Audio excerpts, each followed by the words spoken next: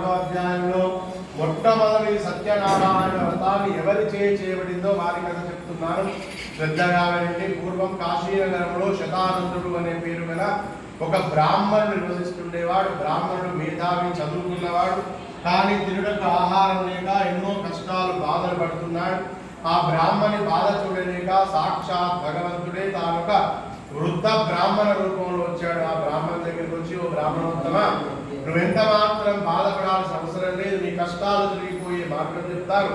సత్యనారాయణ స్వామి వ్రతం ఒకటి ఉన్నది, ఆ వ్రతం చేస్తే నీ కష్టాలు తొలగిపోతాయని చెప్పి ఆ వ్రత విధానాన్ని తెలిపి స్వామి అంతార్థమైనాడు.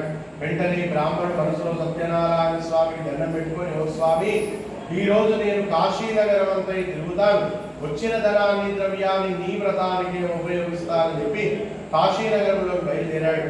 ఆ రోజు బ్రాహ్మణుడికి విశేషంగా ధనము ద్రవ్యము లభించింది. ఆ ధనాలను షౌకారికి ఇచ్చాడు. సత్యనారాయణ వ్రతాన్ని బట్టి పూజా ద్రవ్యాలు తెచ్చుకున్నాడు, బంధువులను పిలుచుకున్నాడు, ఎంతో భక్తి శ్రద్ధలతో వ్రతం చేశాడు. అది మొదలుకొని బ్రాహ్మణుడు ప్రతి నెలకు వ్రతం చేస్తున్నాడు.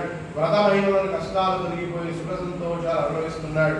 ఈ విధంగా ఒకరోజు బ్రాహ్మణుడు వ్రతం చేస్తుంటే ఒక బీదవాడు, ఒక కట్టెల అమ్ముకునే వ్యాపారి ఆ బ్రాహ్మణుని దగ్గరికి వచ్చి నమస్కరించి, బ్రాహ్మణోత్తమ, మీరు ఇంత భక్తి శ్రద్ధలతో చేస్తున్న ఈ పూజ ఏమిటి? పూజ మేము చేయవచ్చునా? పూజ వల్ల కలుగు ఫలమేమి అని ప్రశ్నించాడు.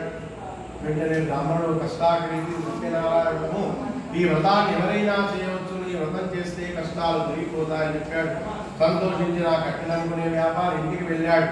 మనసులో సత్యనారాయణ స్వామి దండం పెట్టుకొని, ఓ స్వామి, ఈ రోజు నేను కట్టెల మోపులు అమ్ముతాను, వచ్చిన ధనాన్ని నీ వ్రతానికి వాడతానని చెప్పి కాశీనగరంలో కట్టెలమ్మడానికి వెళ్ళాడు. ఆ రోజు వ్యాపారికి రోజు కంటే ఎక్కువగా లాభం వచ్చింది. సంతోషించిన వ్యాపారి ఆ ధనాలను షౌకానికి ఇచ్చి సత్యనారాయణ వ్రతాన్ని బట్టి అరటి పనులు, ఆవుని, గోధుమలు, శంకరాములైన పూజా ద్రవ్యాలని తెచ్చుకున్నాడు. బంధువులను, బ్రాహ్మణి కూడా పిలుచుకున్నాడు.